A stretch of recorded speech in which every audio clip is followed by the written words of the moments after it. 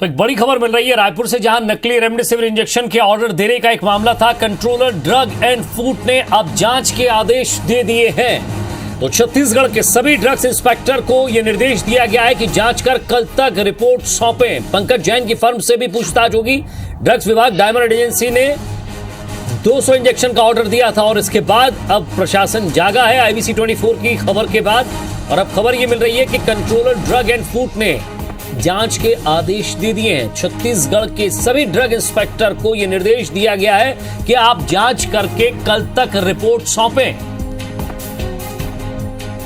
तहसीन जरी हमारे संवाददाता हमारे साथ जुड़ गए। तहसीन, इससे पहले इस तरह की कोई कवायद नहीं थी।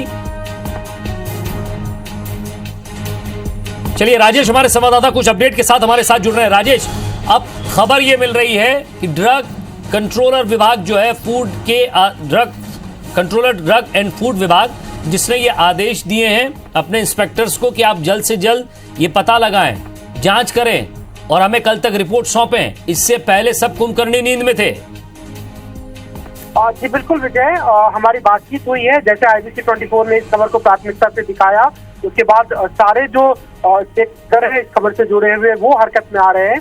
और हमारी बातचीत अभी थोड़ी ही देर पहले food and drugs controller KD Kunjam ji से हुई और उन्होंने बताया है कि उन्होंने सभी ड्रग इंस्पेक्टर को, प्रदेश भर के ड्रग इंस्पेक्टर को ये निर्देश दिया है कि वो अपने अपने अधिकार क्षेत्र में जितने भी ड्रग सप्लायर हैं, मेडिकल सप्लायर हैं, उनसे पूछे, उनसे जांच करें कि कहीं उन लोगों ने ये जो आदिनाथ डिस्पोजेबल है उनसे कोई रेमडेसिविर की दवा तो नहीं मंगवाई है। और ये सारे लोगों को कहा गया है कि कल तक उन्हें अपनी रिपोर्ट सौंप देनी है, जांच करके पता करके। साथ ही जो रायपुर की डायमंड फर्म है जिसने 200 इंजेक्शन के लिए ऑर्डर प्लेस किए थे, उनकी भी जांच होगी और उसके लिए भी अलग से एक ड्रग इंस्पेक्टर की तैनाती की गई है।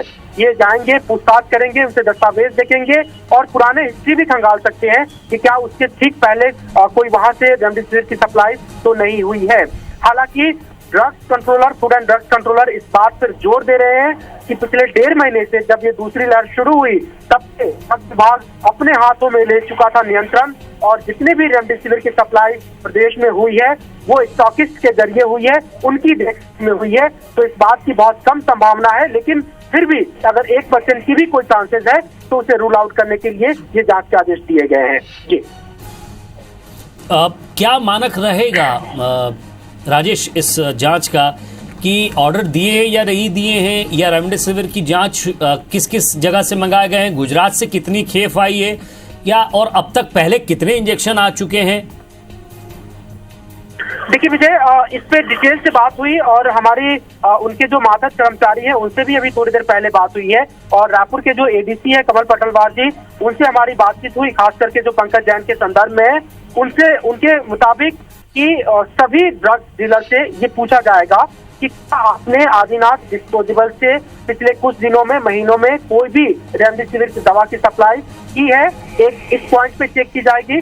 दूसरा कि पिछले 1.5 महीनों से फूड एंड ड्रग्स कंट्रोल विभाग के जरिए रेमडेसिविर की सप्लाई सारे अस्पतालों में हुई है, उनकी निगरानी में सभी डीलर की सप्लाई हुई है। इसके अलावा भी अगर कहीं तक कोई सप्लाई आई है तो सीधे स्टॉकिस्ट के जरिए आई है। तो ये 2 इंफॉर्मेशन ड्रग्स विभाग के पास पहले से ही मौजूद है।